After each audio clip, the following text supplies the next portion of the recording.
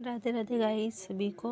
और आज द्वादशी का दिन था, मम्मी जी का फास्ट आज खुलता है, तो मैं सुबह ही खाना बनाने में लग गई थी क्योंकि आज दिन था संडे का।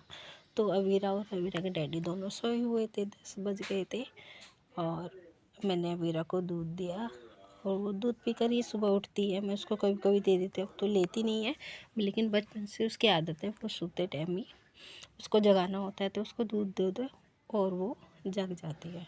तो बस उसके बाद हमने नाश्ता वगैरह किया और हम थोड़ा सा दवाई लेने के लिए चले गए थे। और दवाई लेने के बाद हम मार्केट पहुंच गए जाते हैं तो रामनगर।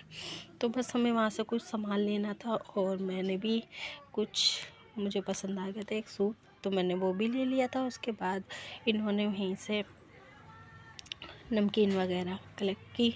उसके बाद ये कहने लगे लस्सी भी नहीं है, तो फिर हमने लस्सी भी पैक करा ली थी घर के लिए ही, घर पर ही लेकर आ गए थे मम्मी जी। और अवीरा के लिए भी, अवीरा को कम पसंद है, वो लस्सी नहीं पीती है, तो उसे वैसे ही उसका पागल बना रहे थे कि वो लस्सी नहीं है, आइसक्रीम है, आप खा कर देखो।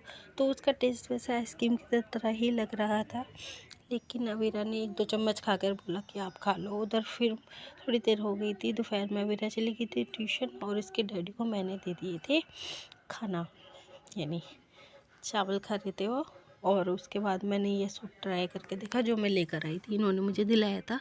और उसके बाद मुझे समझ में नहीं आ रहा था कि मैं उसे लूँ या ना लूँ, समझ में नहीं आ रहा था क्योंकि फिर शाम हो गई थी। मम्मी को चाय देने के बाद मैंने कर ली थी, आज शनिवार था तो मंदिर जाने की तैयारी, तो आप भी कर लीजिए शनि बाबा के दर्शन।